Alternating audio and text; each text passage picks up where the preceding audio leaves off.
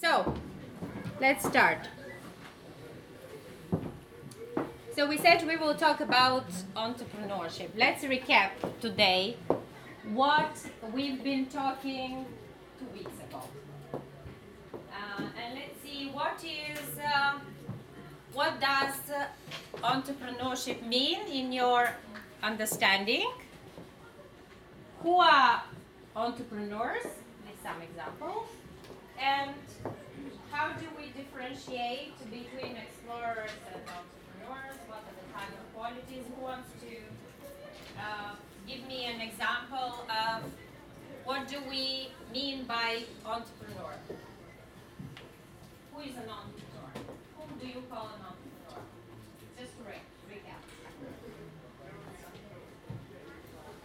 Nobody knows? What are the qualities of the entrepreneurs? We don't know.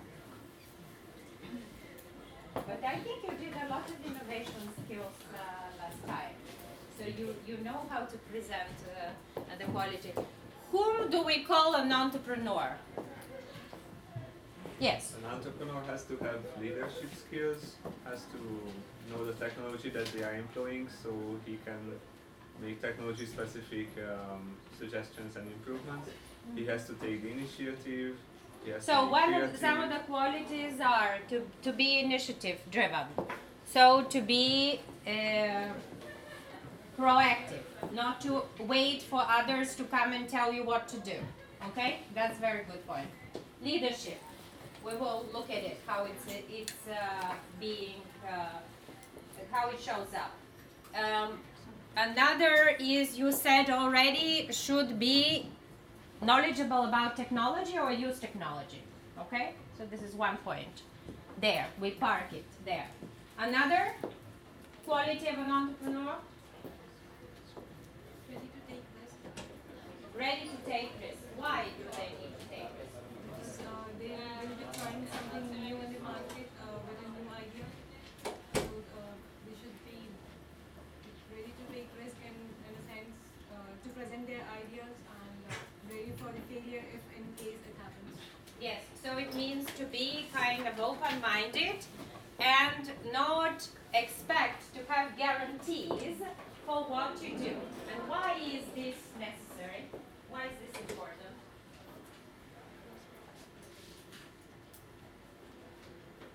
Yeah?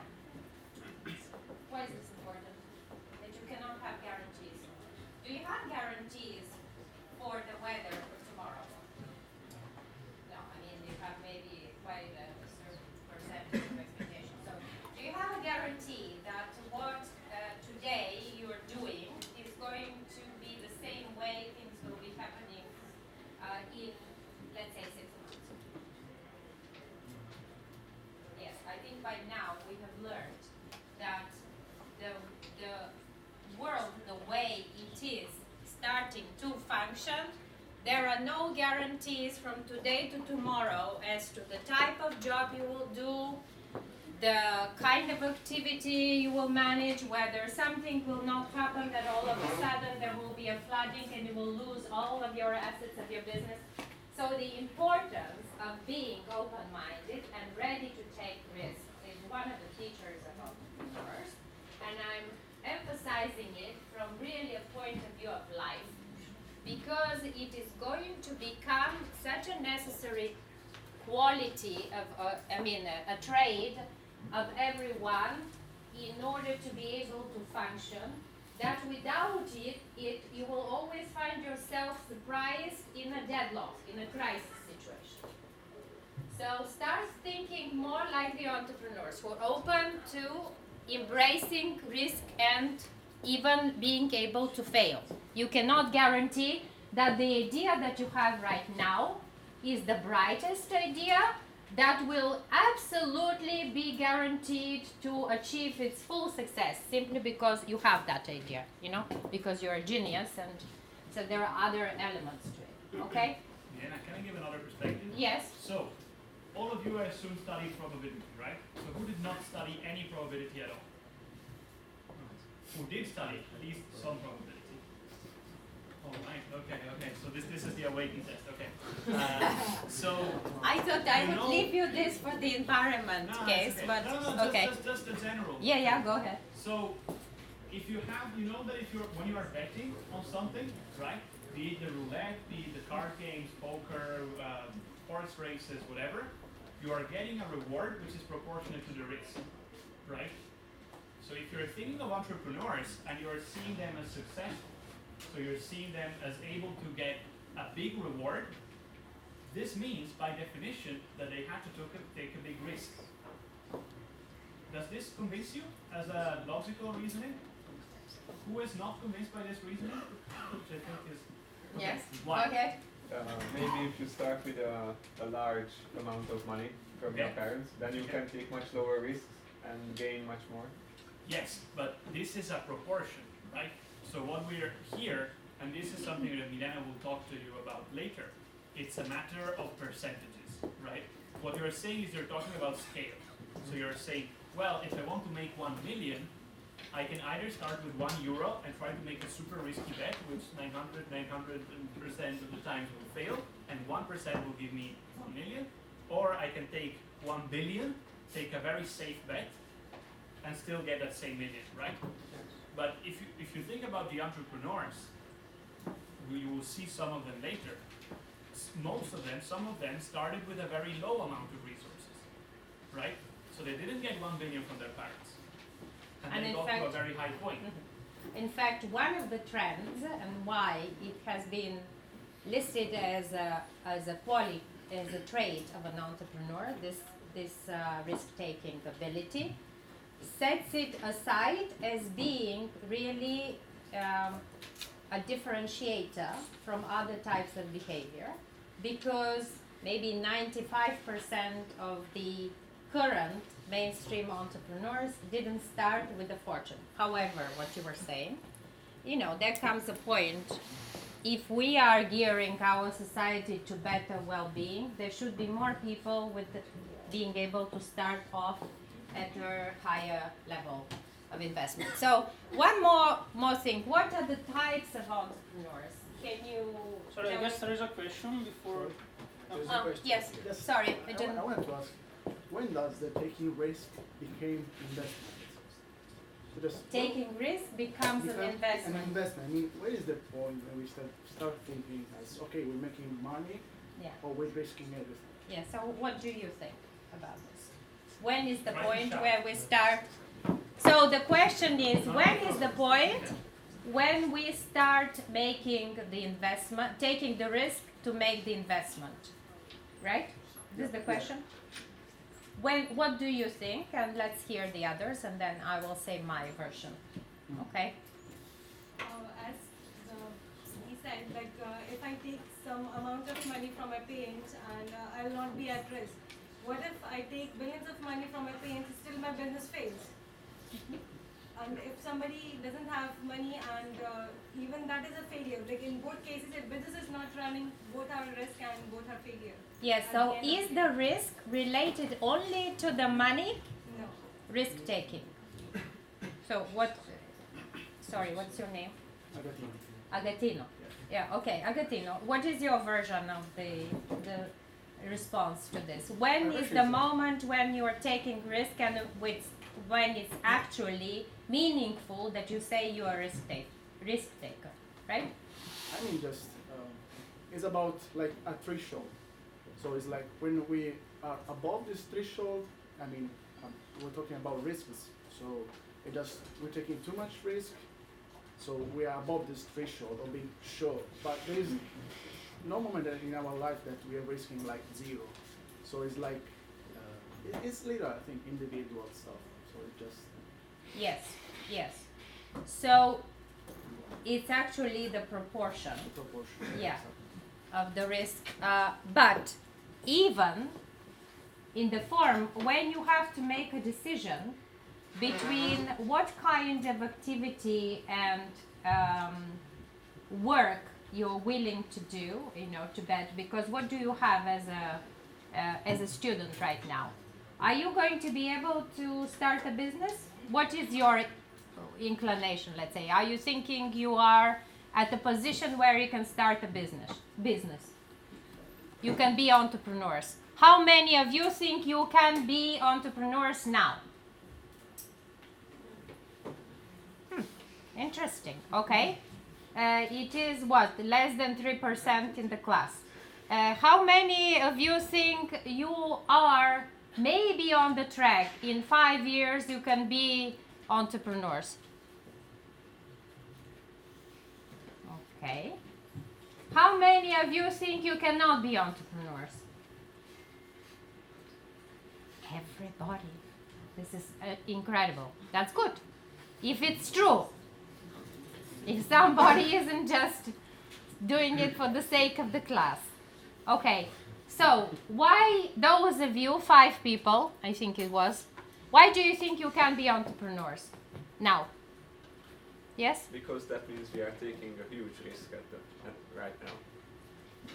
You are taking a huge risk and you can be entrepreneurs. It's because this is a very important quality. Ah, okay. Now I see the logic. I was thinking it was but what else? What do you have that is necessary for an entrepreneur to make? What do you have at your disposal? We can have financial aid from EIT Digital. Aha, okay. Well, we are again betting on the money. We have ideas. Oh, you have ideas. Yes, what else do you have? Don't tell her. Do not tell her. I have a lot of years to come. You have a lot of years. Okay, maybe you're not thinking. Somebody else who said that they are ready to be an entrepreneur? Yes? Because I can take a lower risk, but I wait for the reward some more years. If I study before, then I will be able to see my reward maybe in some more years. But if I start before, that will be like. Yeah. Okay. The law of compounding interest, basically. Yeah. So The you law are of saying. compounding interest. You're saying I can. Yeah. And you are saying that you have at your disposal another element for entrepreneurship, and it is time. Okay, another resource. You have resource at your disposal. Okay, so you are in a better position than somebody who doesn't have that much time to experiment and to try. Okay, and there was one other person here that said that they are ready to be an entrepreneur.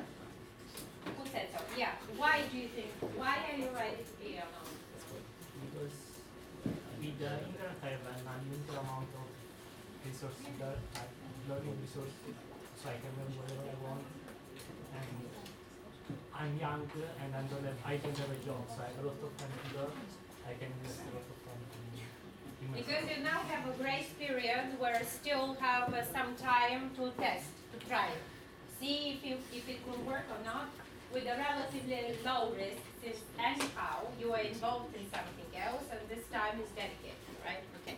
So something that you have at your disposal right now, which is a unique positioning for anyone to start a business, you have at your disposal the fact that we live in a digital era, which is we live in a period of great technological developments that are asking for qualification that you have.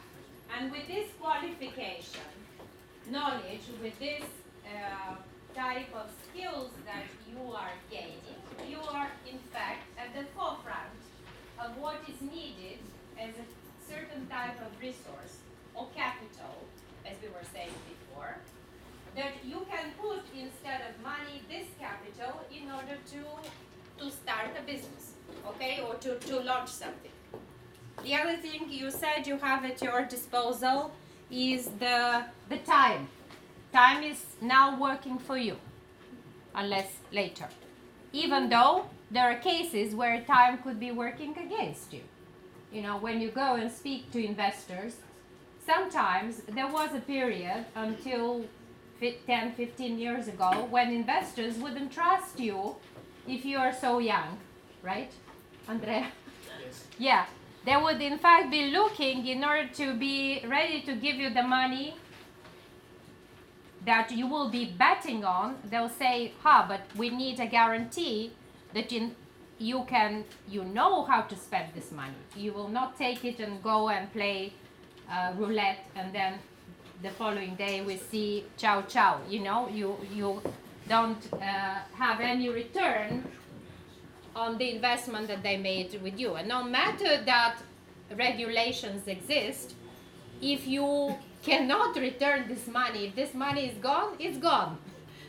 You can go and try to leave your sentence, but it will not make up for the money. So to summarize, an entrepreneur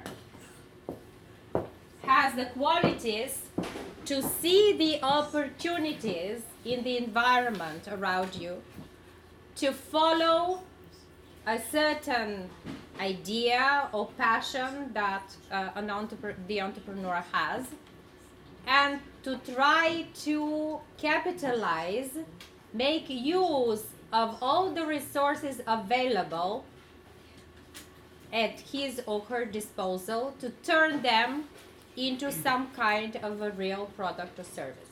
More or less. This is what you've been saying. To be a risk taker, to be discovering these opportunities earlier than the others, to be open-minded, to be ready to invest all of the resources, and the resources mean capital resources, be their own expertise and qualification, be it resources of others, leverage them and pursue them until something is carried out or realized. In other words, I just give you one of the definitions of entrepreneurship. Peter Drucker, who is known to be the father of management and entrepreneurship, was saying is the entrepreneur always searches for change, responds to it, or as I told you, looks for the opportunity, responds to it, and exploits it, which means in the end carries out something. Doesn't take the risk only to the point of where we understand it's risky, we appreciate it's risky, but you don't act on it. A very important part of entrepreneurship, and the real entrepreneurs are those that in fact turn something from an idea into reality. That is, act on it. Take the necessary steps and actions to make it a real part of life. Okay? Any questions? Elena? Yes. Sorry, just 1 minute too. Yeah. Ed. On entrepreneurship, or better, the basic definition of entrepreneur. If you open a flower shop, are you an entrepreneur? Who thinks opening a flower shop is being an entrepreneur? Raise hands. Okay. Technically speaking, being an entrepreneur means opening a business activity, whatever it is. You can also become a butcher and you're an entrepreneur. Yes. Now, okay, technically speaking, those who raised hands are right. Okay? Being an entrepreneur is meaning opening a company, being it an NGO. Most of it is considered being a for-profit company. So if you open a flower shop, you buy flowers, you charge them, you add the value of flowers, and you sell them, you are an entrepreneur. This is not typically, I think now Milena will keep going, I don't want to spoiler you, this is not typically what we consider as entrepreneurs. As entrepreneurs in this course, so we analyze different type of entrepreneurs, now Milena will talk more about that, because you have something in your CV, in your expertise, that is the digital part, which allows you some sort of explode the business. So opening a flower shop means you have to rent a small shop. You have to buy or you grow yourself the flowers. You add value to that product and you sell it on the market. The digital lets you do something different. That is, you develop something, and then only through digital means you're able to sell much more. Scale. And you are able to scale. And this is something that I think. But technically speaking, being an entrepreneur means opening a shop or doing any kind of business, just for your knowledge. Yeah, thank you, Andrea. We will actually talk. And by the way, here, if you look at this definition, or let's say a sentence that tries to capture, to embrace the meaning of an entrepreneur, it doesn't say anything about technology or digital, okay? So it talks much more about change. And that was another point that we were saying before when I was asking you what time are we living in now, okay? It is a time of constant change. There is no more planned. There was a period where there was a time in certain parts of the world where the so-called planned economy was functioning according to 5-year plans of how we will do things, you know, in the next. There is no more of this, how to say, I wouldn't even say euphoria because it was in some cases criminal behavior, this planned type of economy. It's not possible. That you can plan now and guarantee that in 5 years you will be able to reap the results of what you have planned. From this point of view, any time of change is a good time, is in fact the right time when entrepreneurs thrive. And it is in any sector of life. And the most important thing is, when we talk about entrepreneurship, is that you start developing the senses and the sensors to see the opportunities. And one of the things we are going to try with this course to support you, to help you, is give you some of these senses and sensors when we are talking about weak signals, when we are talking about skills, new types of skills. But these are the ways through which you will be able to discover the opportunities around you and understand and decide if you want to act on them or not, so that you can turn them into reality.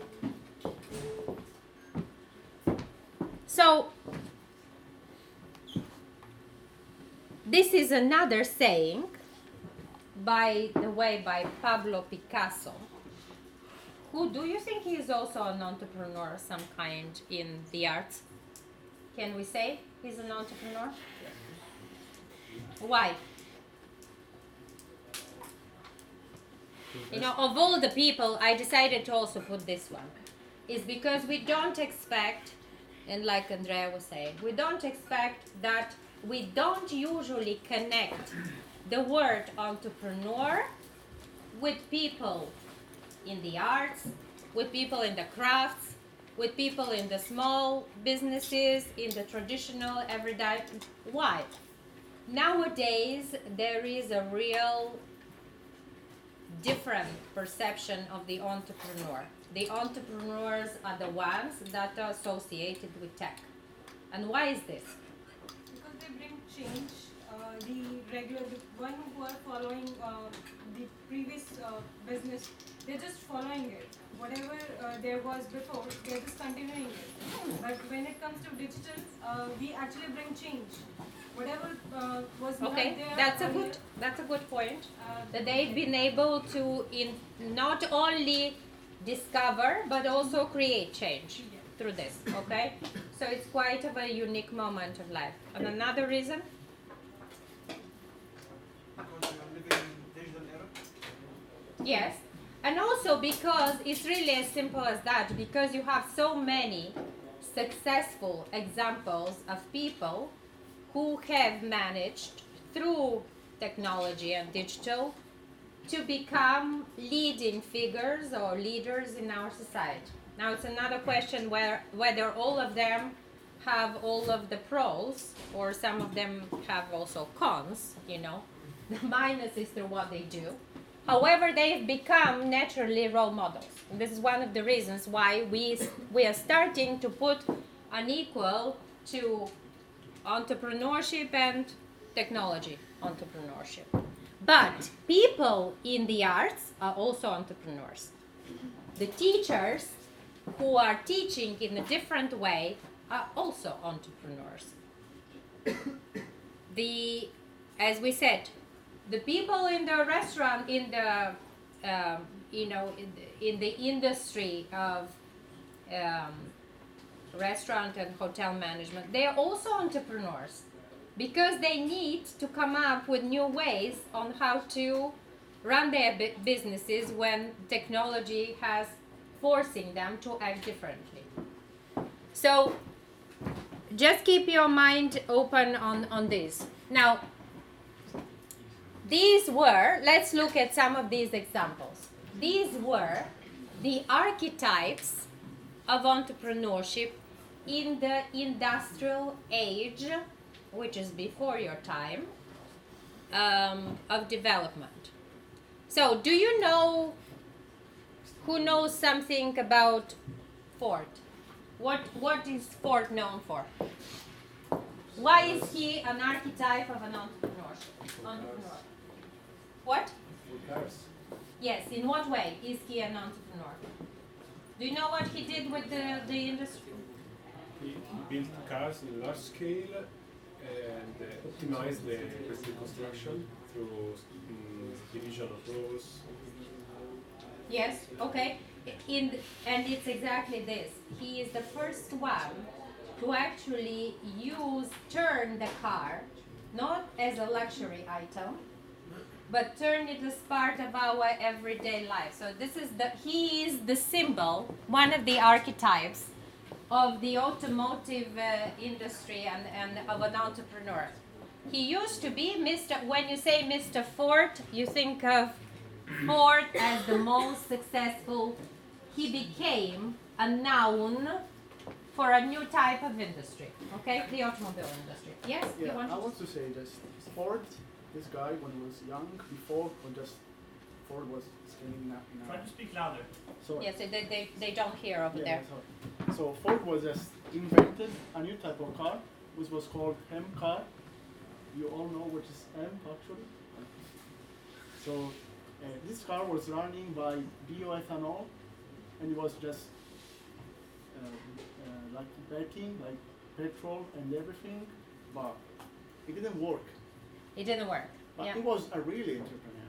It tried just a different way of exploring that a new way of making movement. cars. Yes, of making cars. Yeah. But Okay. it didn't work. And that's incredible because it was just the best idea ever, and it just And it didn't work. didn't work. It didn't work. However, because he's an entrepreneur, he's able to discover the opportunities. He managed to make it work with somebody else's model, but he put it on the market. So now the cars have become a symbol of modern society. Okay, so you see why Ford became one of the symbols of archetypes of entrepreneurship, of entrepreneurs. What about Walt Disney? What did he do? Do you know of Walt Disney? Who is Walt Disney? You don't know Walt Disney? Of course you do. So what did Walt Disney do?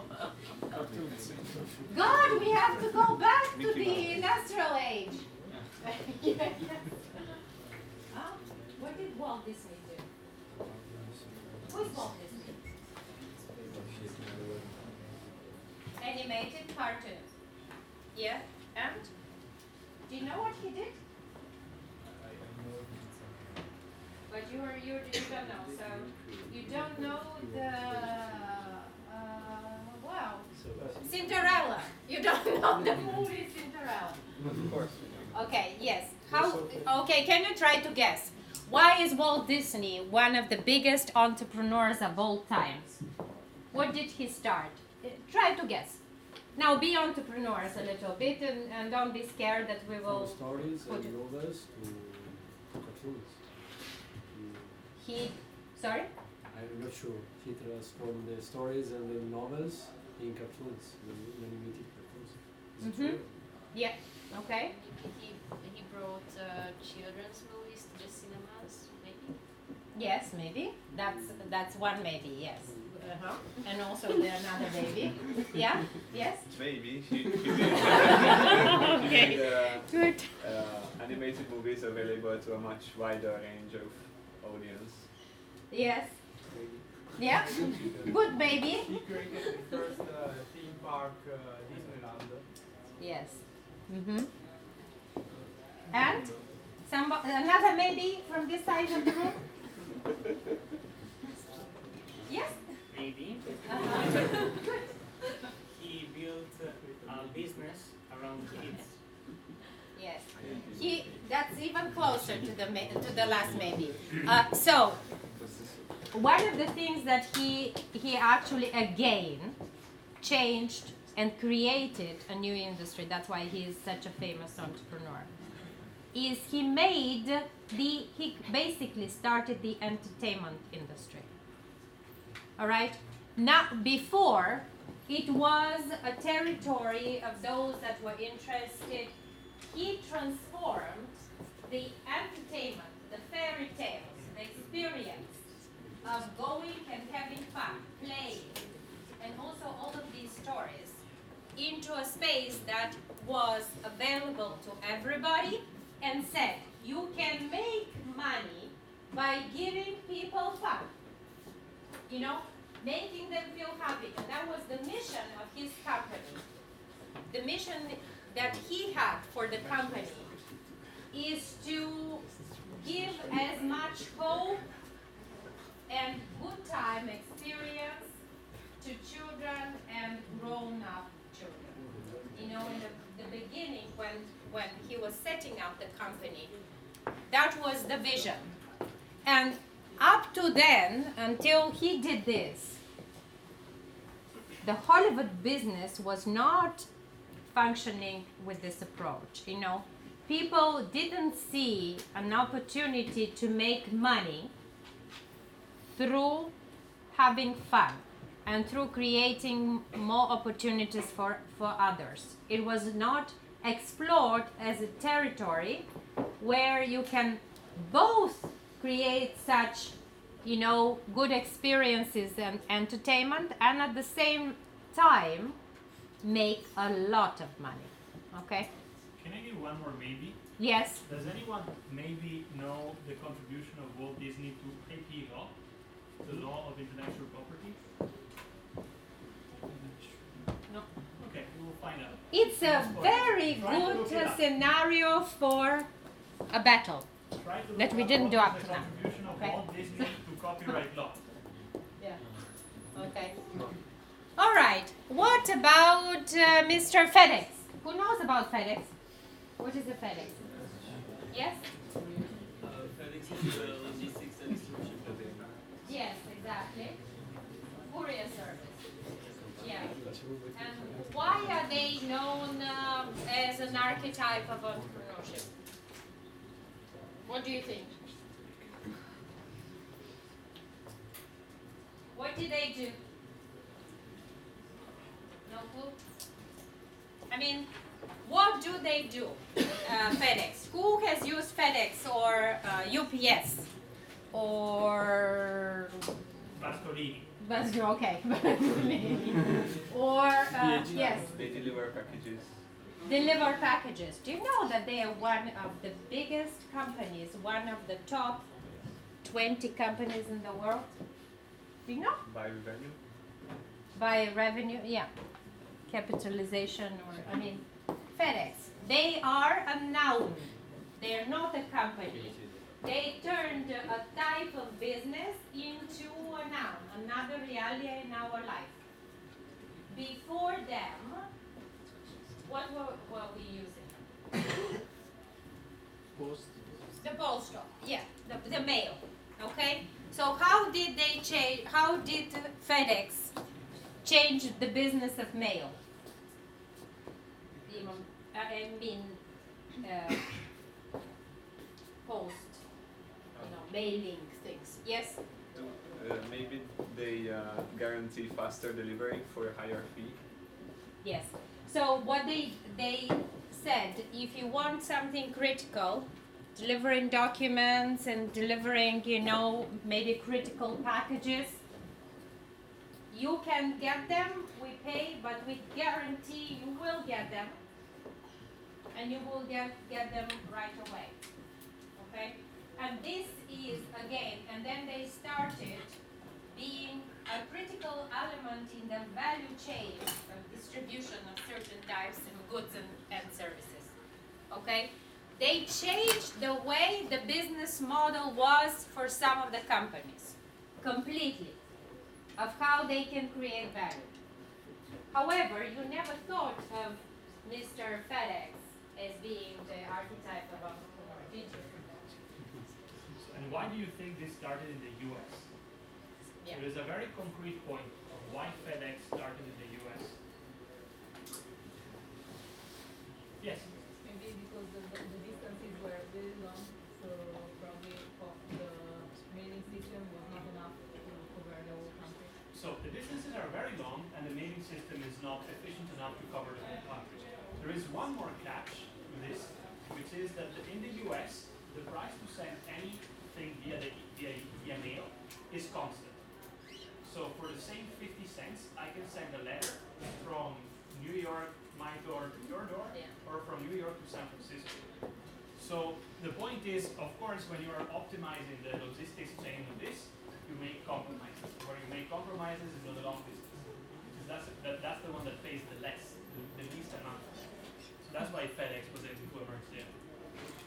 Yes. All right. Another one is Mr. Olivetti. So what about Olivetti? Why? I think is that an entrepreneur? Is he an entrepreneur? Why? Why is he an entrepreneur? Olivetti, for those from Italy. Come on. You can even look at Olivetti and Ferrari together. Yes. There is a reason Look why at they're that. next to each other. Not just because they're both Italian.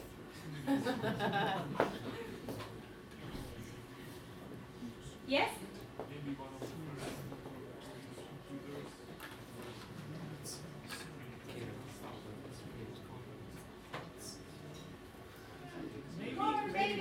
It's a good maybe, but still needs another maybe at least. Who can say why? Olivetti and Ferrari. Yes. Olivetti and Ferrari, yes, also. Didn't he made one of the first writing machine? It's not one of the first, one of the most successful. Yes. But Ferrari doesn't make typing machines. Yeah. Typewriters. Yeah. Olivetti and Ferrari have a common. Yes. Yes. Ferrari makes tractors. Okay. Tractors. Yeah, at first he did. Yes. Yes, Okay. But This is not why he is the symbol of entrepreneurship. Yes? Ferrari didn't. Among the first examples of I mixed them up. exportation of Italian products in the world. That is one interesting. Yes. If you go, did anybody ever go to Maranello, the place where Ferrari works? Okay, you have somebody else went to Maranello? Okay, so maybe you can help me. Did you notice one key feature of the place? What is the most striking thing of Maranello? You go there and it's... Yes, he has. Yes.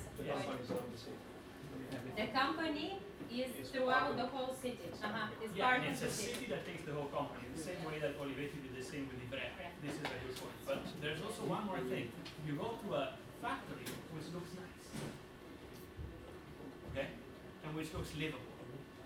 And actually, this is a common point between Ferrari and Olivetti is ethical entrepreneurship.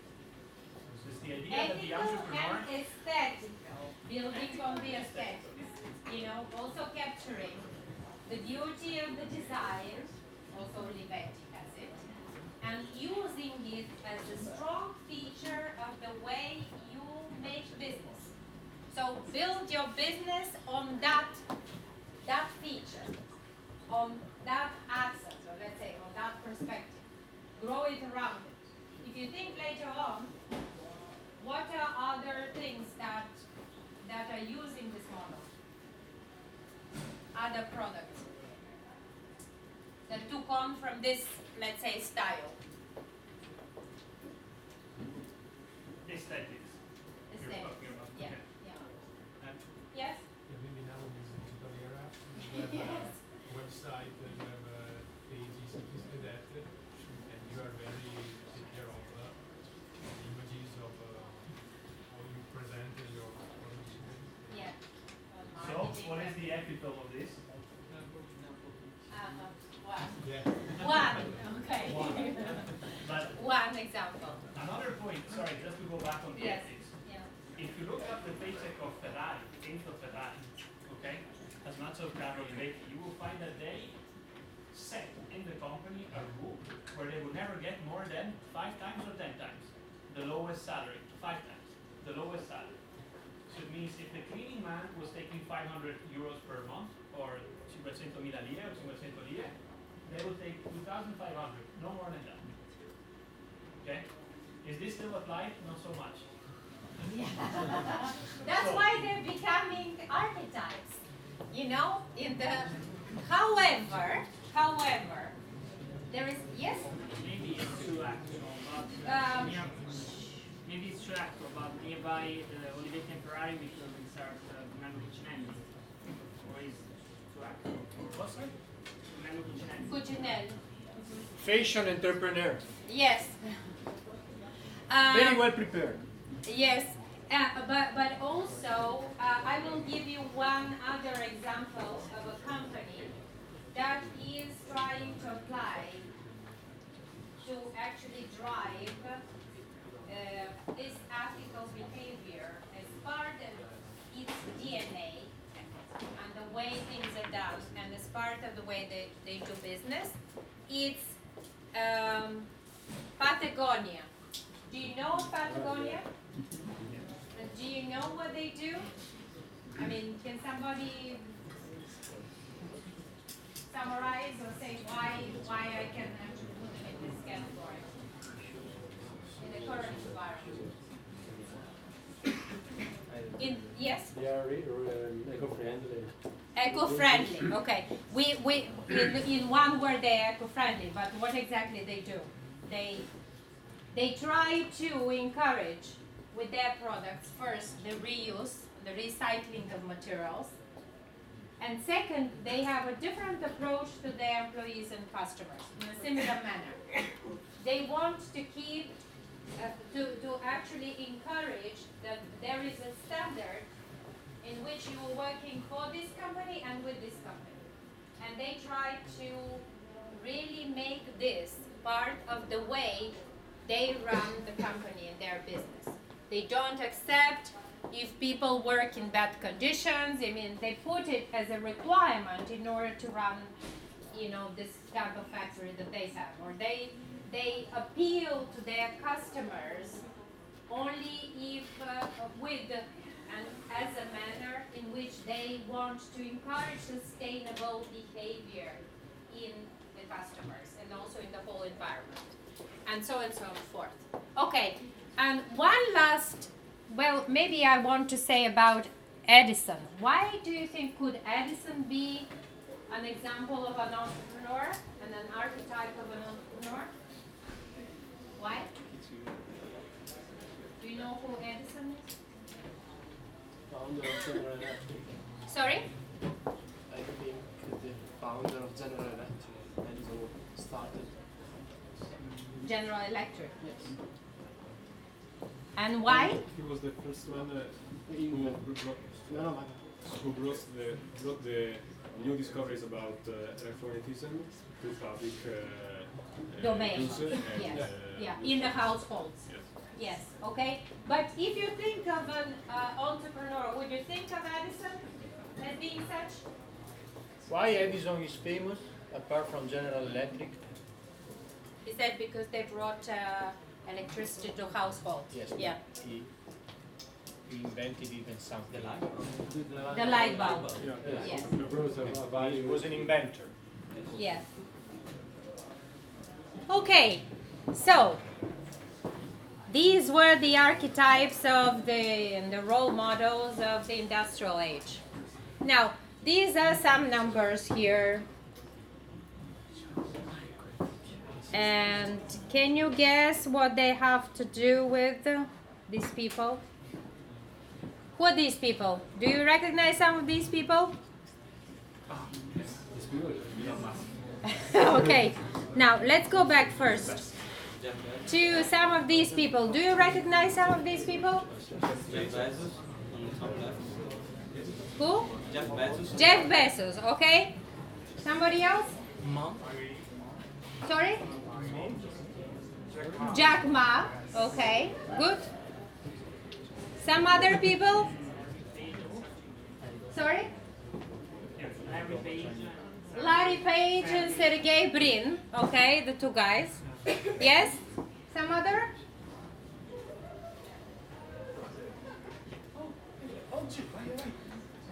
These, you don't know who they are, right? Okay. What about here?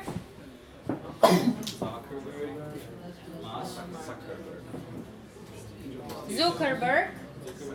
Mark Zuckerberg, okay? Elon Musk, okay, but I gave you a lot of hints on this. I didn't give you in the previous, okay? The other guy is who? Who? Sorry? Richard Branson, okay. Then this one is?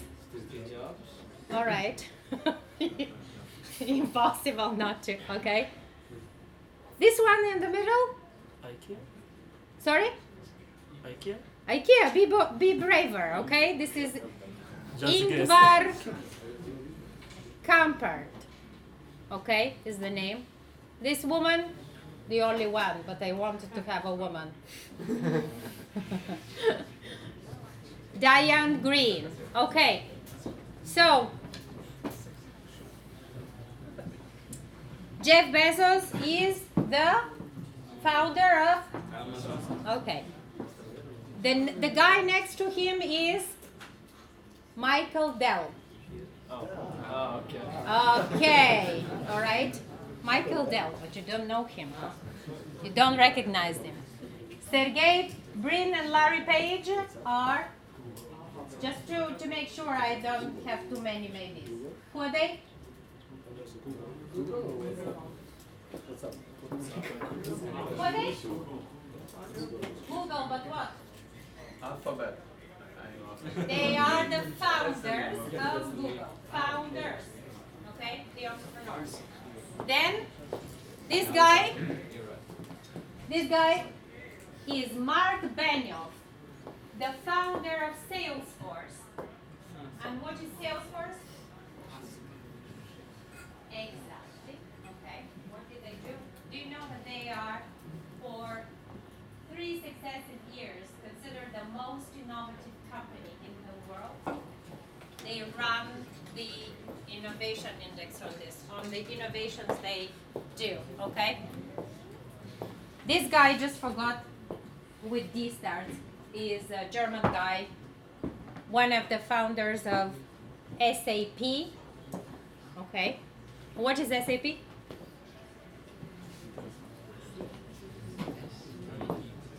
don't know SAP? SAP. Sorry?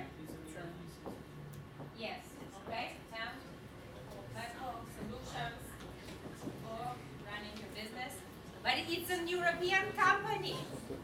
The guys from Europe should know it. SAP. We're encouraging European entrepreneurship.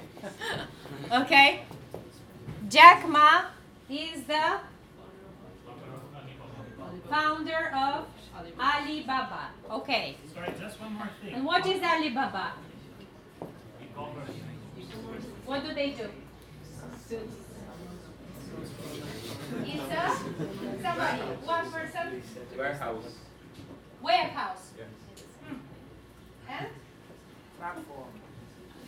Sorry? Platform. It's a platform for? Connecting the customers and the sellers. Okay, it's also e-commerce type of platform. Okay. So sorry, just one thing on SAP. Do you know what SAP's main business is today? You have that logo with big block letters, white SAP on blue background. I think you've seen it sometimes. Yes, Isn't it support mainly? Sorry? Isn't it support mainly? It is Support. support. Yes, isn't Of it what? support of the softwares? Well, it's a consultancy company, right? So they do in some sense it's a support company, yes. But what is their key area in the last like 3-4 years? I think they are famous for budgeting, planning, So their most famous and CRM in general. their most famous activity has been managing budgets and so on. By the way, University of Trento was the first Yes, university right. in Italy to run fully on SAP software. Okay, Yes. but if you look at the last 3 to 4 years, their main business has been data analytics. Okay, the data analysis, and if you one of their main clients is a company called Valve Software. You know what that is?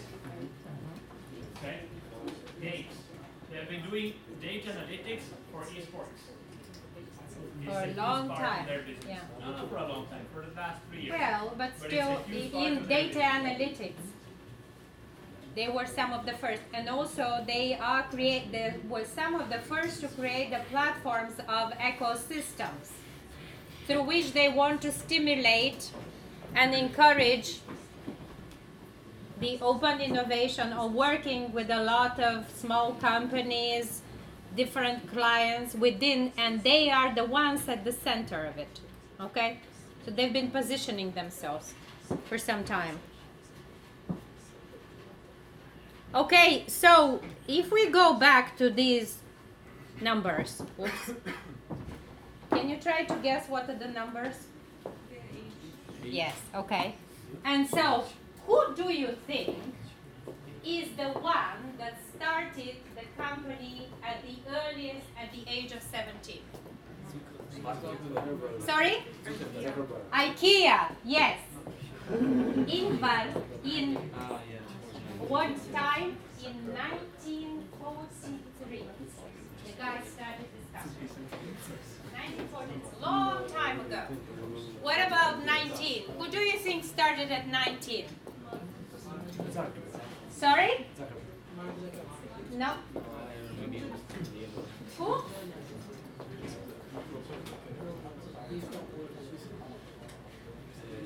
Who? Yes. Another guess. Another maybe. No. No. Michael Dell.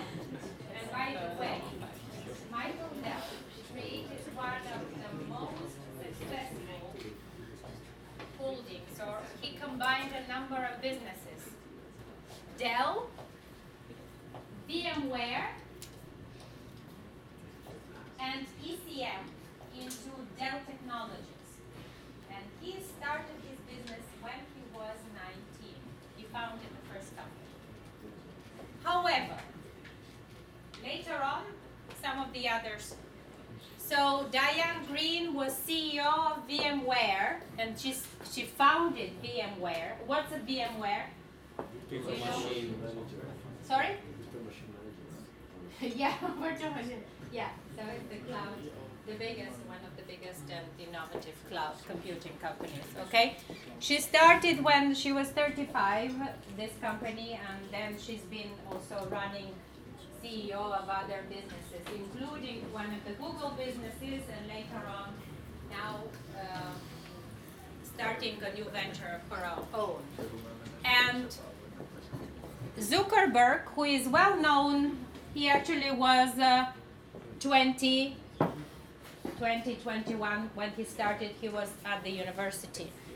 So Mark Benioff, Salesforce, that I told you was one of the most, then he was 42 when he started his company. What does this mean? What is also the common thread between most of them? Oops, sorry. Richard Branson was 20 something, 22, when he started Virgin, the company Virgin. Now, what is he known for? Or do you know Richard Branson for? Sorry? Virgin Galactic. Virgin Galactic, okay. And initially he started with Virgin Records, right? Then he has something like 400 different types of companies and businesses, including financial industry, entertainment and exploration, and all of those. Well, we nowadays think that in order to be an entrepreneur, you also have to be very young, right? Is there some of this mystery around the tech entrepreneur or not? Would you say? You don't have this thinking. Well, anyhow, there is the thinking that if you are at university, you're studying technology, IT, you're the best positioned to, run the next Facebook, right? But there is pros and cons. Some of these people started a long time ago businesses when they were younger, so they were entrepreneurs because they discovered in a time of change the opportunity. With technology advancing and its actually penetration in all walks of life, we've been able to make much more mainstream the opportunity of starting a business, becoming an entrepreneur at a very early age on. And why is that so? We just spoke at the beginning of the class about it. Why do you think this is the case?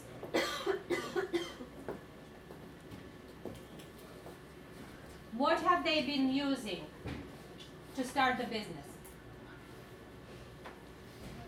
Their resource, their qualification, their knowledge about latest technology. They have realized that it could be a critical capital for them to launch a business. So they've been using their brain, qualification, knowledge about that technology and turning it into a business opportunity. And this is one of the elements that all of these people who are running some kind of technology, IT businesses, actually have been able to move the age of running a business earlier on than before.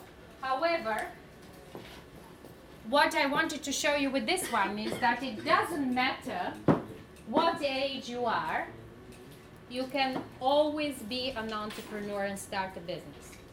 And now, in the already post-digital era, because we have to call this now post-digital, since digital is already everywhere, okay? There are more and more opportunities and cases where people work for some time, and after they gain certain experience and let's say they get exhausted a bit, then they say, okay, I'm not going to continue working for this big company, or I'm going to start my own business. Why? Because they're realizing that they have at their disposal something that is making it quite a good bet on being successful later on in life. And it is they have experience and they have the skills or qualification to help them take it off the ground. So let's stop here and have a break, and then we go on with the next part. So just with one sentence to capitalize on this.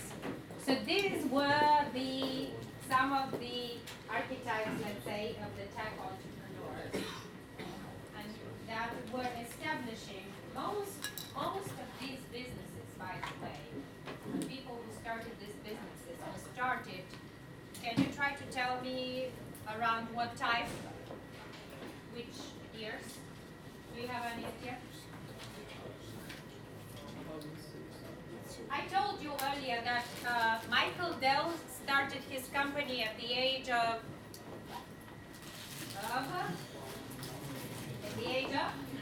19, right? And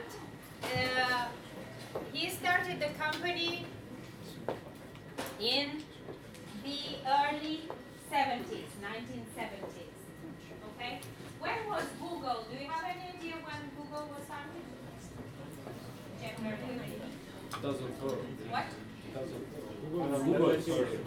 In the late 90s, okay, 1998. So, and what about Apple? When was Apple founded? Sorry? Mid 70s. Okay?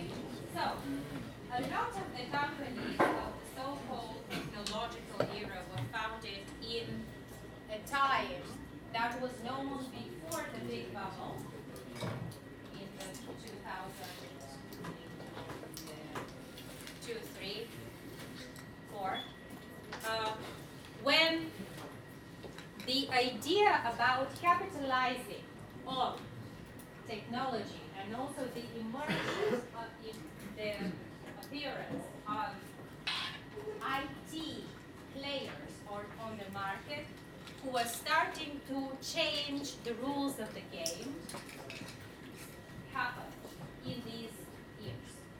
And this is the time when the digital era really set on a bigger scale.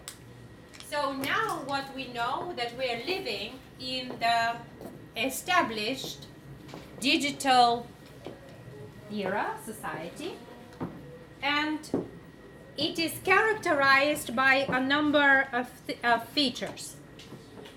And therefore, we have started talking about entrepreneurship being practiced and developing at the highest rate, mostly in the domain of technology, or the so-called Fourth Industrial Revolution. Can someone tell me what Fourth Industrial Revolution means? Or have you heard? And what are the characteristics of the Fourth Industrial Revolution? Yes? It wasn't started by Toyota, the Fourth Industrial Revolution, so we have more, let's say, control on the quality of the product. We try to have, let's say, an insurance of the product that is larger in time, so more quality. It's one of the elements in order for companies to remain, to continue to be relevant, that they need to exert, higher quality standards. Okay, this is one. Toyota, but then they were also introducing the lean approach, the lean measurements and metrics. Okay, that's one. Something else I'm referring to. The Fourth Industrial Revolution is characterized by digitalization in all spheres of life at all levels, of companies and organizations.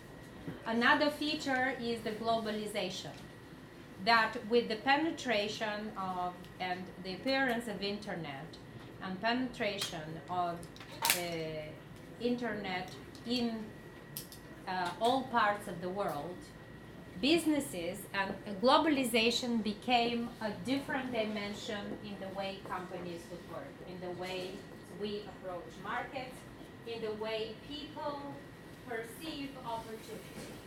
So from that point of view, the internet is really making the divide and its use between one industrial revolution.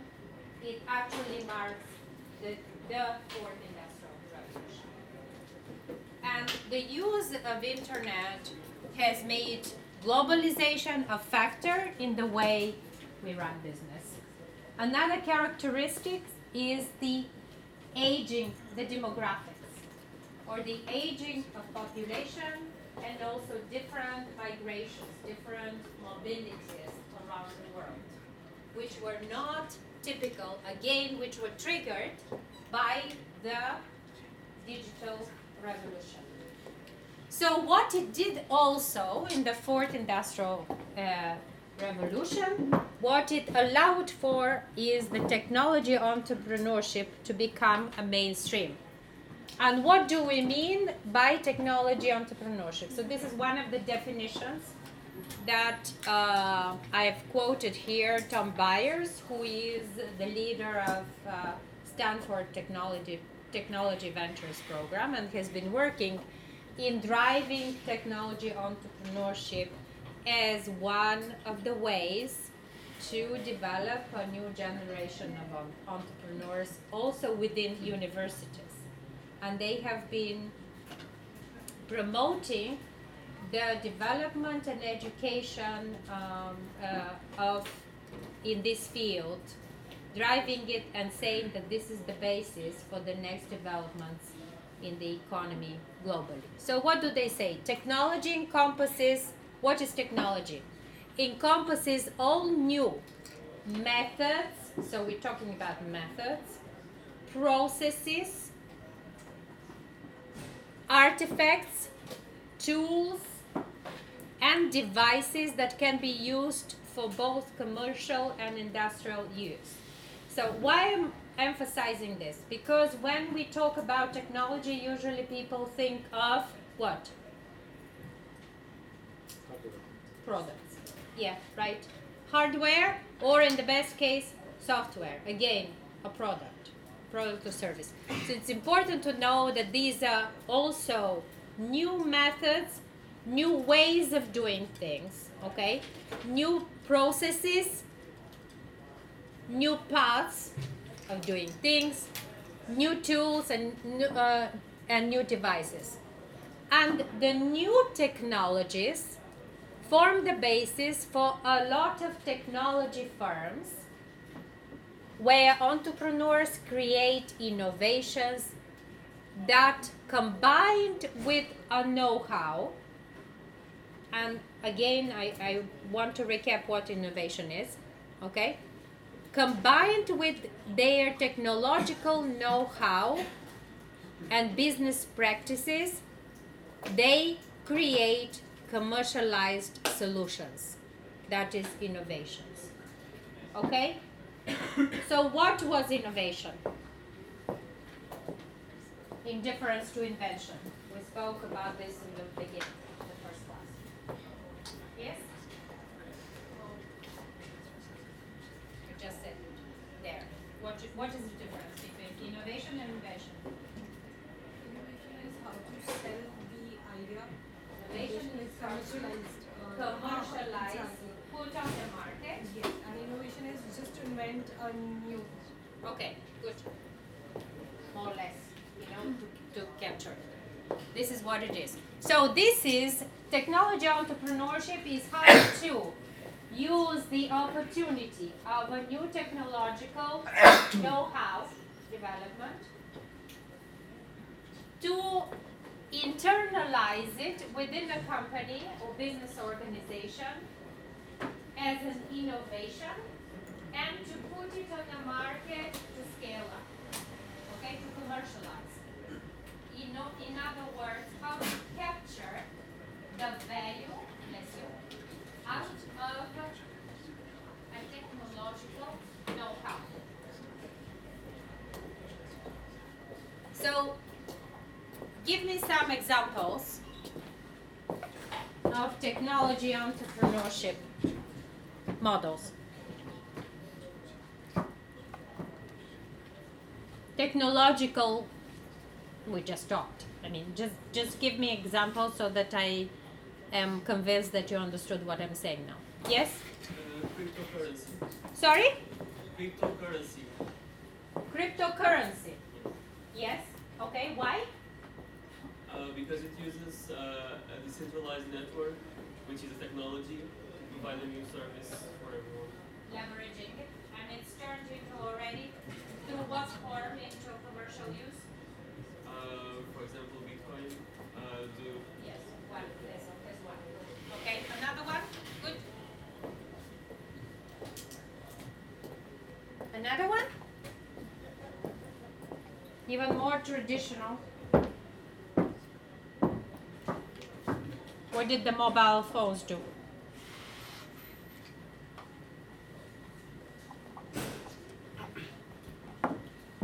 What did the telecoms do? Okay, the smartphones. What kind of a technology?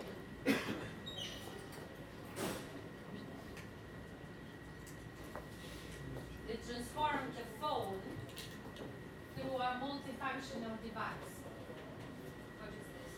Computer. Basically, we have the computer in a phone. Is this a technological entrepreneurship? Innovation? Yes or no? Yes. Why? Yes? The input method which has phones, touch, introduction of touch screen. That is the one thing that allowed it to scale. Yeah, and that transformed. And the other thing is what? The computational power, you know, it was really reduced. Okay, we will go in detail on this with other classes, but this is just to capture. So something that became very different in the digital era, in the era of digitalization, is the model on which organizations started working. Before it was so popular and pervasive in the society, this was the structure, the so-called old model of IT and organizations. It was centralized, hierarchical automation of business. And the role of the IT was to support initially that structure. So IT and technology, digital technology in general, was one of the verticals within organizations, right? Slowly, again because of the way it allowed people to work. It was flexible. It also allowed to be in different locations, because it also became available everywhere. It slowly changed the mode in which people were working. And the new mode of IT is actually much more based on collaboration, teamwork, and a different way of working within the organization. That is also leading to changing the whole business models of organization. So this thing about Agile and Scrum that you know as computer engineers and software engineers and computer technology professionals, okay? You know that this is a method that was used to support the way you develop new products, right? Or you work for experimenting with products or services. Now, this type of relationships and mode of work has become the new way in which organizations are slowly starting to operate, that is establishing as a model within the whole organization, not just between the IT departments. And all of this development is actually leading to a new way of practicing and being an entrepreneur. So let's look at the postmodern role models, postmodern of the current days, role models of entrepreneurs. And how did this change from what it was before? So who knows Xerox? Who is Xerox as a company? Do you know of Xerox? So who are the Xerox? Okay, they started by selling printers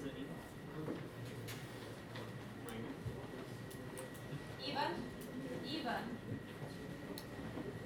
Xerox. Sorry?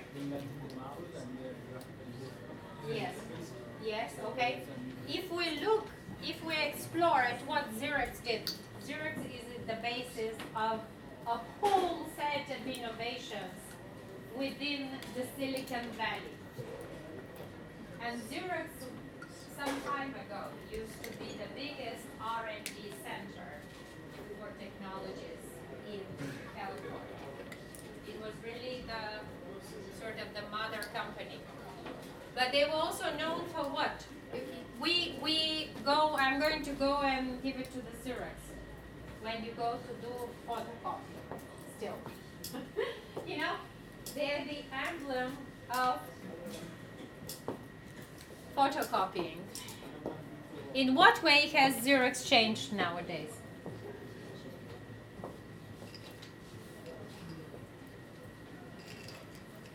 What have they done?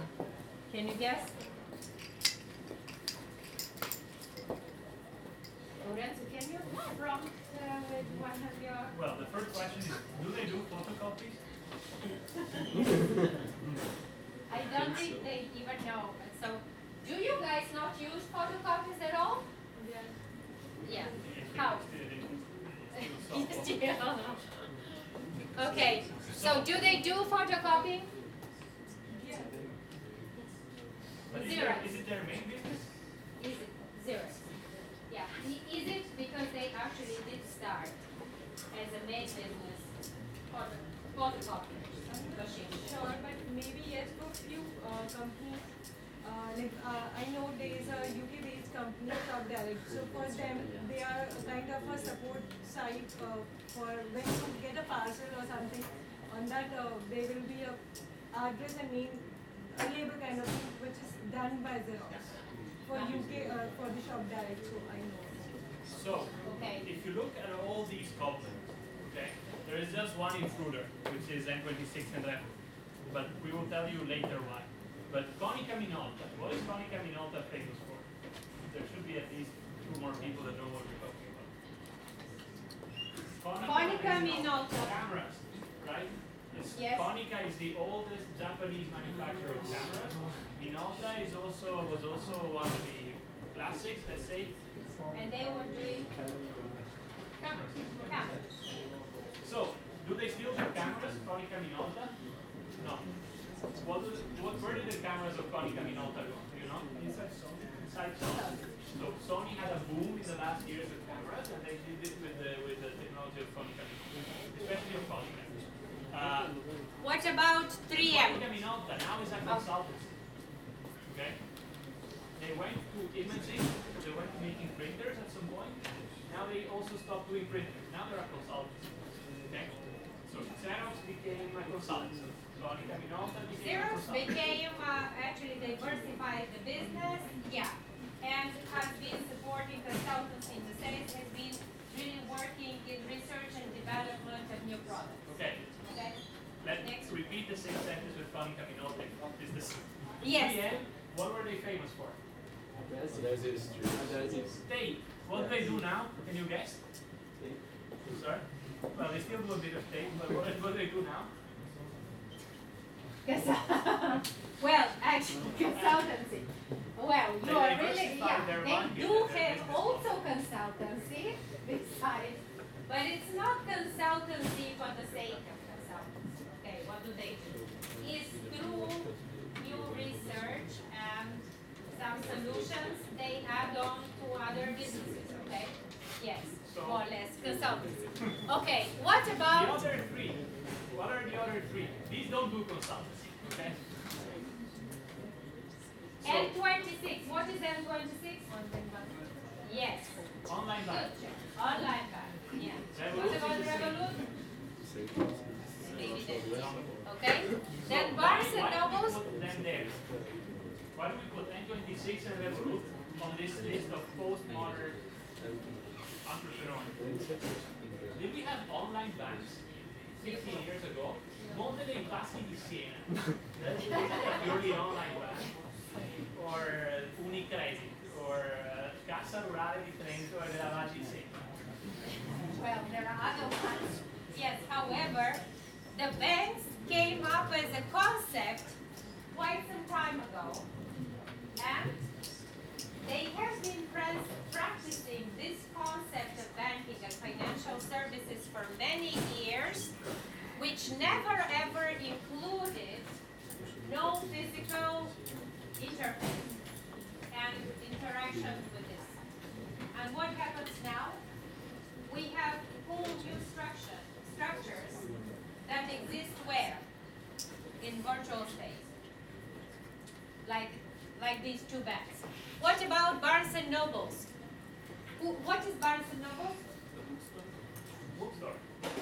Publisher. Okay? Do they sell many books in physical stores now? No, they have them online. They have mostly online, yeah, and this type.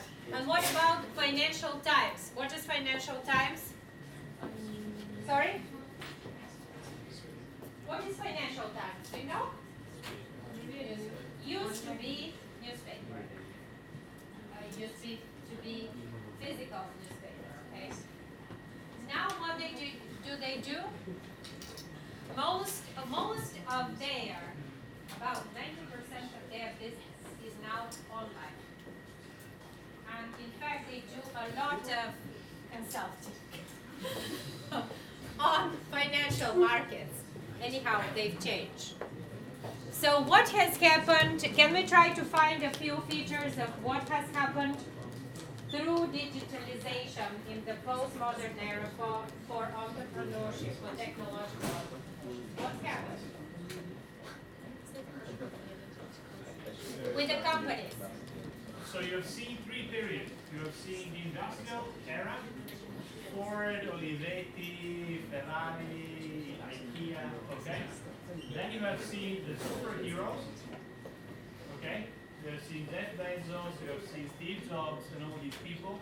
And now you're seeing all of these ones. So what is the What do you know about these ones? Yes. I think the last three are known for how they digitalized something that previously wasn't. And the first two, the first three, maybe, found a way of using their know-how to help other businesses and companies. Yeah, excellent.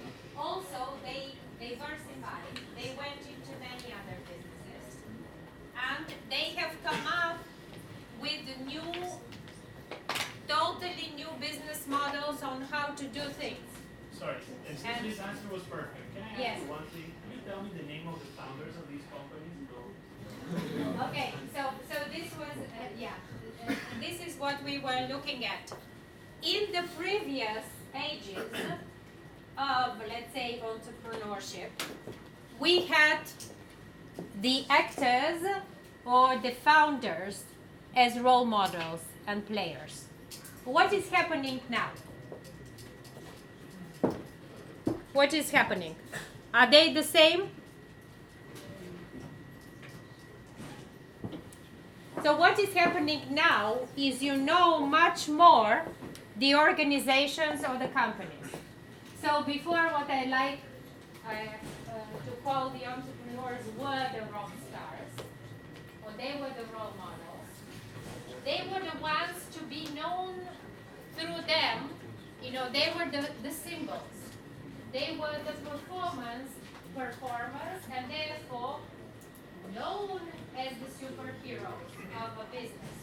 So they were the nouns. Now what is changing is we're seeing that organizations are starting to play a different role. They are becoming the heroes, the new types of companies, with the new models, with the new way they do business. They are the ones that we know, and it's not so much their founders. One of the reasons, of course, for this is that they are much more complex as systems, and second, they're really, dispersed teams. It's not, and the change is so fast that you don't have time to develop these models and to remember the stars. Anyhow, it's a complex reason, but this something that you can identify and differentiate tech entrepreneurship in the post-digital or post-modern era nowadays is that it's about much more about the performance of the companies, let's say the concert, or the ones that play together, rather than the single, hero, the superhero. And this is changing the rules of the game. Also, because we have different requirements and different types of skills that were at the forefront before and now. So during the industrial age, the thing that was a plus, the physical, a lot of the jobs were based on having and doing a lot of physical labor. And the thing that differentiated companies and organizations and individuals from being successful and achieving was a knowledge. Something that made it, that was an additional knowledge, an additional, let's say, specialization into work that could add value to your company, and it made you distinguished, and you could build your business around it, okay? So if you think of all the models and companies we discussed, apply this and you will see this is how it works. In the post-era, knowledge was dominating, but the skills, the additional skill was a distinguisher. And this additional skill was related to some kind of almost always technical specialization. So the physical labor that was before, taken for, was something that was the mainstream, is now already taken for granted. And you need to have that additional technical specialization or certain specific, even financial expertise knowledge to make yourself, more successful and exquisite to the job market. And what distinguishes the digital era is the entrepreneurial approach. And why the entrepreneurial approach? I think you were talking about the new types of skills that you need to have, the innovation skills, the skills of the 21st century last time. What is the thing that makes the entrepreneurial mindset and behavior relevant? What did you see with all of these people? What did they do?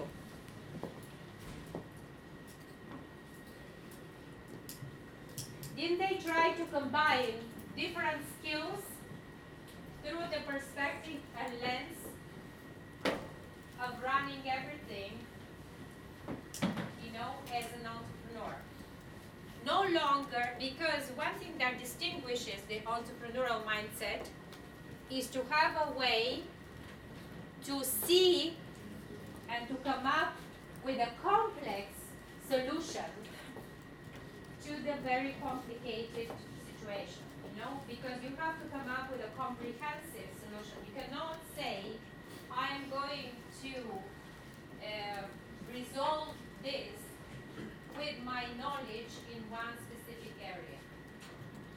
You need to be able to combine a number of skills and a number of, let's say, qualifications, as well as critical thinking, in order to come up with a relevant solution for what you need.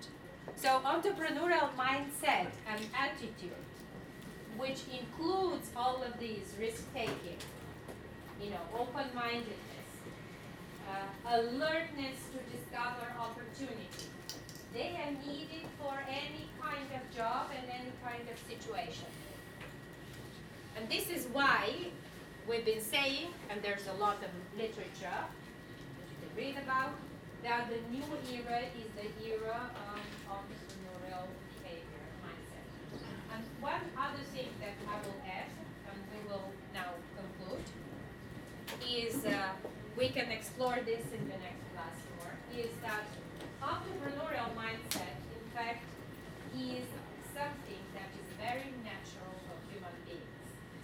And what we have been experiencing, and one of the problems of the educational systems has been that it has been taught as another very special, let's say, talent or feature or something that only few people have, and that entrepreneurship is something you are born with, and it's not something that is actually natural to human beings. There's a lot of research that shows that the natural curiosity and one of the real features of human beings is that they are by nature entrepreneurial. They are by nature curious and driven internally by their motivation to find activities that are in service to others and to do something of purpose. This is why nowadays you see the rise of all kinds of initiatives and movements in society that are asking for sustainability, responsible behavior, new ways of how we run society, and so on and so forth. Okay? And at the basis of all of this is the fact that being entrepreneurial is actually very natural to human beings. And for all of us to be entrepreneurs, we have to try to stay closer to be more natural, to preserve our childhood curiosity and attitude toward things. And the educational system has been trying to actually get rid of those. So I know that now I'm saying some things that are not in what you usually hear, and that are kind of provocative. But I will try to give you, to sustain this with next time, with literature and information and discussions to at least give you a peek into that territory, new territory. Okay?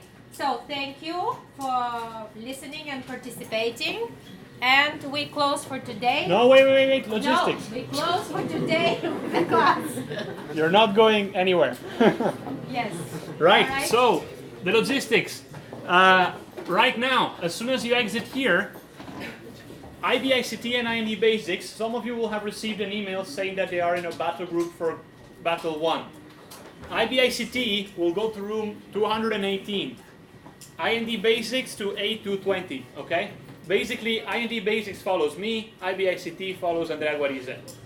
Whoever wants, 5:30, top floor of Bobo Due, we will start this passion sharing, skill sharing idea that we launched before. Next class, IBICT, Wednesday here, I&E Basics, Wednesday, 208, okay?